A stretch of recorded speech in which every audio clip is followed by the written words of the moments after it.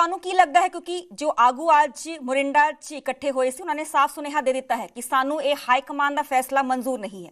ਕੀ high कमान इस फैसले को रिकंसिडर दोबारा करेगा? नहीं, देखो जी, ऐसा होता है कि इतनी जल्दी अगर रिकंसीडर फैसला होता है तो उससे हाईकमान का भी जो इकबाल है वो कमजोर होता है।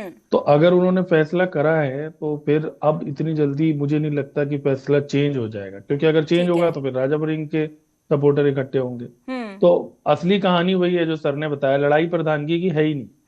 लड़ाई तो है कि इनको लगता है कि भाई आम आदमी में टूट फूट है, भारतीय जनता पार्टी का पंजाब में उस तरह से बेस नहीं बनेगा, किसान आंदोलन कह लो, जो भी कह लो, जो पंजाब का एक अलग हालात है। अभी अकाली दल और बीजेपी का क्या अलायंस है उसको लेके क्लैरिटी नहीं है। तो कांग्रेस अपने लिए एक चांस पंजाब में निश्चित ही देखती है, और उसमें उनको लगता है कि भाई अगर आज हमने प्रधानगी की लड़ाई हार गए हम, तो कल को हम चीफ मिनिस्ट्री की लड़ाई भी हार सकते हैं। अच्छा। तो मुझे तो यही लगता है कि अगर उनको बुला के हो सकता है कोई गोली दें या उनको ये एश्योर करे। वैसे भी आपको याद होगा 2014 से पहले तो कैंपेन कमेटी बड़ा मशहूर हो गई थी जब मोदी जी को कैंपेन कमेटी का ही चेयरपर्सन बनाया था। और उसके बाद से जहां भी कैंपेन, अब जैसे कल भी 3-4 कमेटियां बनी हैं, लेकिन कैंपेन कमेटी उनमें ज्यादा इंपॉर्टेंट मानी जाती है और उसमें एक दावा रहता है। लेकिन अब उनको क्या कोई एश्योरेंस देके शांत कराया जाता है चन्नी साहब को?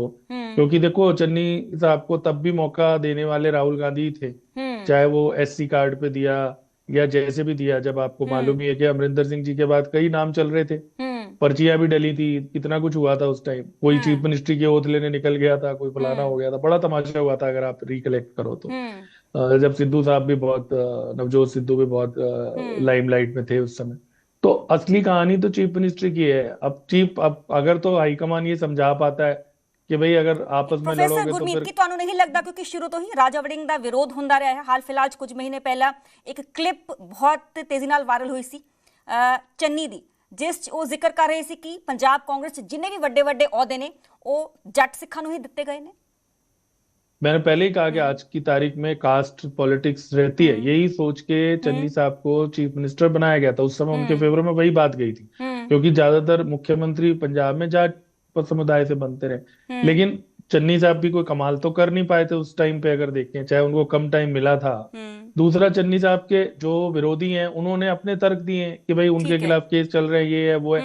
कल को अगर कोई बीजेपी ने अग्रेसिव मोर्चा लेके कांग्रेस के प्रधान को ही अंदर डाल दिया तो कांग्रेस की कैंपेन को और झटका लग सकता है। तो प्लस माइनस सारे होते हैं, इसमें दो राय नहीं है कि उन्होंने आज एक बड़ा इकट्ठ किया है अपने पक्ष में।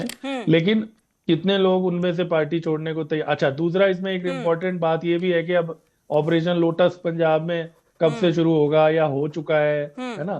कई एंगल इसमें है। तो अभी आने वाले टाइम में इंटरेस्टिंग रहेगा। लेकिन अगर कांग्रेस इस तरह से करती रही और ये जारी रहा तो निश्चित ही कांग्रेस एक जीती हुई बाजी हार सकती है पंजाब में। जैसे हरियाणा में कांग्रेस को सब लोग मान रहे थे कि सत्ता में आ जाएगी और फिर फिसल गई थी बात एंड मिनट पे अपनी लड़ाई की वजह से ही। वैसे ही पंजाब में भी अगर फिर कांग्रेस को भारी नुकसान हो जाए तो बड़ी बात।